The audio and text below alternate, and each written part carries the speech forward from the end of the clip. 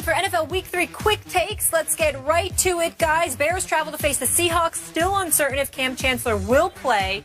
Skip, what will the final score be in this one? As in, how bad will it get? Stephen A., I feel like it's unfair and unrealistic for people to leap to the conclusion that Cam Chancellor, just by presence alone, will be the savior of this football team. As Molly said, not sure how much he will participate. They said he looks to be in great shape. He's going to have to somewhat play his way into game shape. But I look at what the Bears are bringing to that outdoor asylum, the 12s, as they say. Jimmy Clausen with no Alshon Jeffrey now? Are you kidding me? And they haven't had Kevin White, who I thought was going to be a rookie difference maker for this team. They haven't had him all year, obviously. I can't make a single bit of case for the visiting team, the Chicago Bears. So I'm going to say it's 30-6. I think you're being entirely too kind. I think it's going to be a complete annihilation. I'm going to make the score something along the lines of 37-8. And that's only with a late score by Chicago, making it look like they did a little something at some juncture. They will be completely annihilated this Sunday afternoon. Next question. You're probably right. So we have a lot of confidence in the Bears here. All right, Chargers at Vikings. Skip, who you got? You know, Mike Zimmer made the case this week, Stephen A., that Phillip Rivers is an all-time great quarterback, and sometimes he is. He doesn't have any hardware to show for it, as in no rings, no real trophies in his trophy case. But you know what? Maybe Mike Zimmer is right this week. I think Phillip Rivers will be very good at Vikings. I'm going to go with the visiting Chargers. I can't figure them out, but they have the capability to beat a Vikings team that I'm still not completely sold on, even though they've had their moments so far this year. So I'm going to go 24-21 visiting Chargers. Look, they got Steve Johnson, they've got Keenan Allen, and they've got Phillip Rivers, who's completing, I think it's like 81% of his passes. Skip, he's completed 56 of 69 passes thus far this year. And I'm looking at Minnesota, and I'm just not sold on their ability to score the ball. So I'm going to go with you, and I'm going to pick the Chargers, the visiting team in this game. I think they're going to win somewhere along the lines of 27-19. San Diego on the road. Let's go NFC South now. Skip? Wow. Saints at Panthers. Stephen A., I'm going to guess. I'm going to assume that Drew Brees will try to play in this game. We're still not sure. He's saying that he's going to do everything in his power to play, and we know he's a tough guy.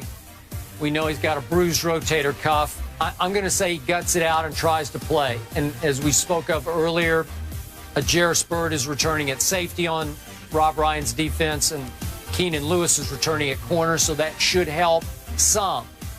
But as we spoke yesterday, talk about not sold. I think the Saints in general are on their way down, even though Luke Kuechly is probably out with a concussion for the home team, the Panthers.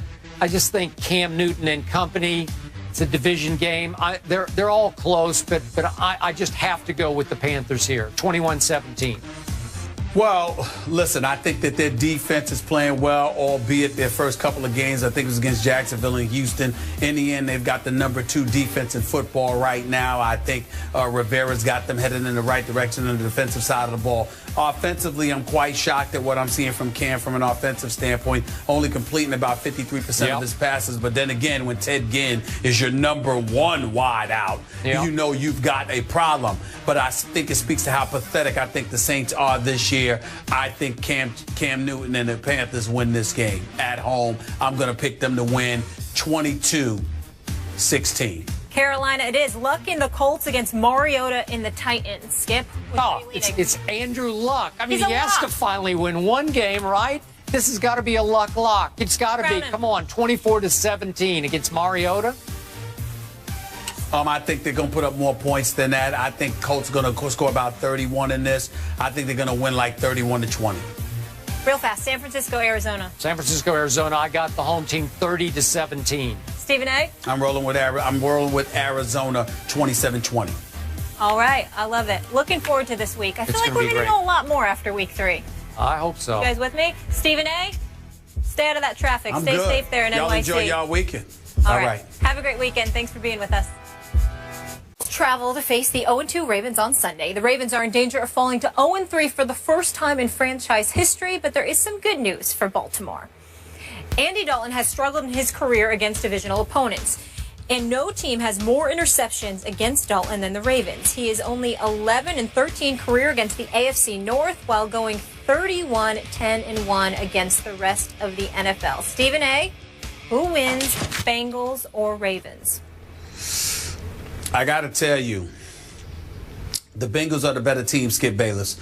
And that defensive line led by Geno Atkins can give the Browns some problems, especially when your guy Forsett, who was supposed to be the heir apparent to the Ray Rice era, had over 1,000 yards rushing last year, looked really, really good, is averaging less than 4 yards a carry right now. Their running game doesn't seem to be that impressive. Their passing game, even though Joe Flacco's completing about 64% of his passes, doesn't seem to be that great because they don't seem to have anybody other than Steve Smith to throw the football to. Beautiful name, by the way. And then we get to the defensive side of the ball, and now Terrell Suggs is gone. So C.J. Mosley, Ladarius Webb, and those boys, they're going to have to get it together. They're going to have to do something.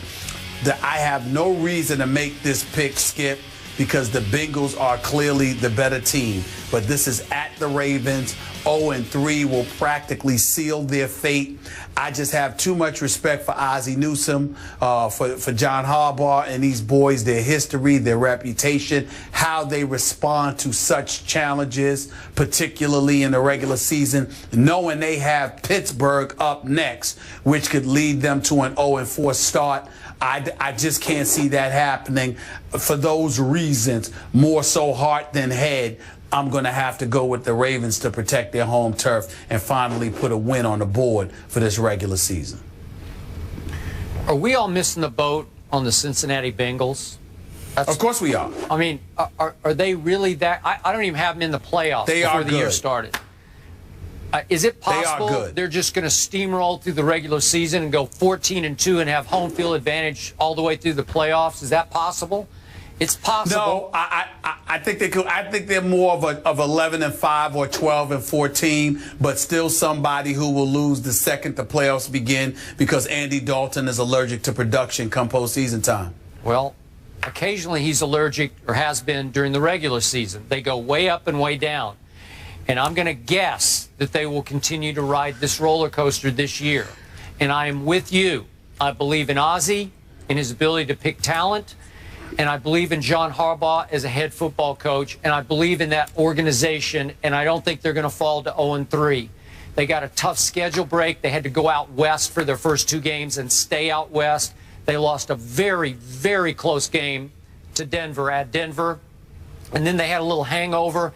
And they didn't quite get ready enough for an Oakland Raider team that I said before the year is very dangerous and is going to win some games it shouldn't. And that was one of them, barely. What was it, 37-33? I think they go home and say no to a division rival. I think it'll be close, your basic North headbanger game. But I think in the end that the home standing now Ravens, I think they'll win this game 24-21. I'm with you. I will tell you this with Giovanni Bernard and the way that he's been playing along with Jeremy Hill, more so Bernard than Hill. They've got the 4th-ranked rushing attack in the NFL right now. And Andy Dalton, I'm not going to sit there and completely excoriate him. He's no scrub. He's completing about 68% of his passes, Skip. He hasn't thrown an interception yet, and his quarterback rate is like 120. I got to give respect where respect is due and say that Andy Dalton is playing some pretty damn good football, and Hugh Jackson must be doing a good job with him. But being in Baltimore, knowing how desperate they are, it's going to be a playoff caliber atmosphere up there this week. And in my estimation, it's not something that Andy Dalton usually responds to. So I got to give the edge to the Ravens. But again, it's more heart than head because Cincinnati is clearly the better team right now. We're going with Baltimore here, but this should be a fun one. Looking forward to this matchup here. This one as well. Cam is back, and the Seahawks are now heavy favorites versus the Bears. But how many points will they win by? That's just one of the games in our quick pick segment. We're picking the rest of them after the break.